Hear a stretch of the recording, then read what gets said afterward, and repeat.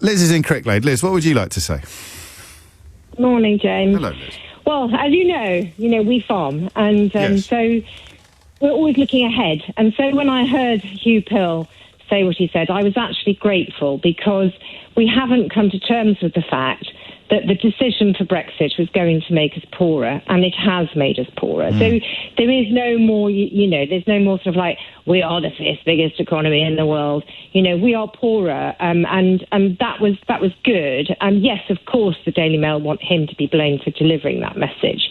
But people should really start to take note now, because, as you mentioned earlier, the new checks coming in the autumn are going to really ensure that food prices soar and the shortages get much worse, which will exacerbate the whole problem.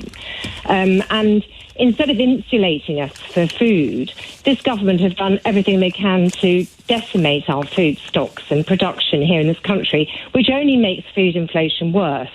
So from where I'm sat, I think we're in a very frightening place.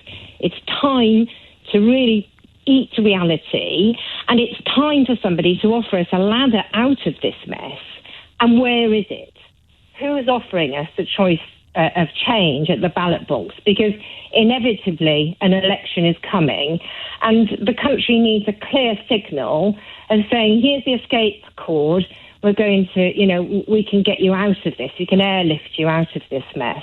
And at the moment, that's not obvious. And that's really where we need to get to. And I think Hugh Pill will help us get there. And I think already we're opening another dimension to this Brexit discussion. And I know with Marina, the brilliant Marina Perkins last night. With, that was remarkable, wasn't it? But I felt the change of balance and weight in the argument is changing. They are in retreat. The Brexit bluffers are in retreat. They've run out of unicorn dust and lies, and they're going to start running for cover soon, because things are going to get worse. And when does it snap, do you think? So I don't think you're going to get any mea culpas or hands up and apologies, but I think that some corners of the media will just start behaving as if they never supported it, and they will just start a complete reverse ferret without acknowledging that there's a reverse ferret underway. I've detected some signs of that in some quarters, but when do you think it will sort of move into the 52% zone? We've got history of Iraq. We know how they managed to bluster through and then get everybody to believe with flags that they're still on their side, and they get away with it.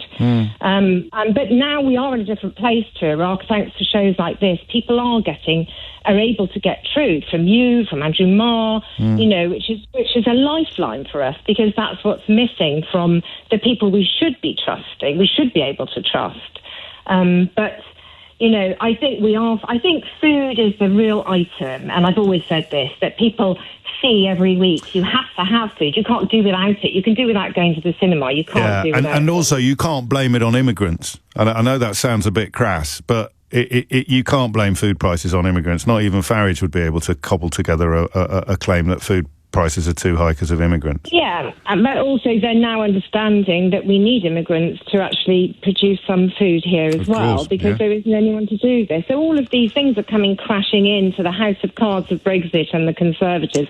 I just hope that we get the ladders soon, because we need hope, and we need to be able to get everybody in a place to sort of go, I'm voting this to end this because I've had enough now. And that's where I am. I just need a clear signal that, we're going to get this undone as quickly as we possibly can. I can tell you're in full flow, Liz, but I'm glancing at the clock, and I'm going to slide in and good to chat.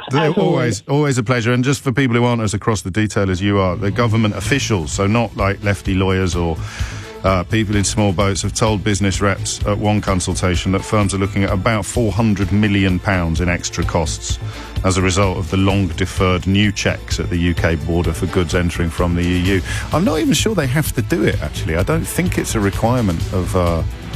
I'm not sure. We should probably find an expert to speak to on this. But that's just another 400 million quid on food imports that will be passed on, of course, to the consumers, who shouldn't accept that they're poorer, according to the Daily Mail this morning.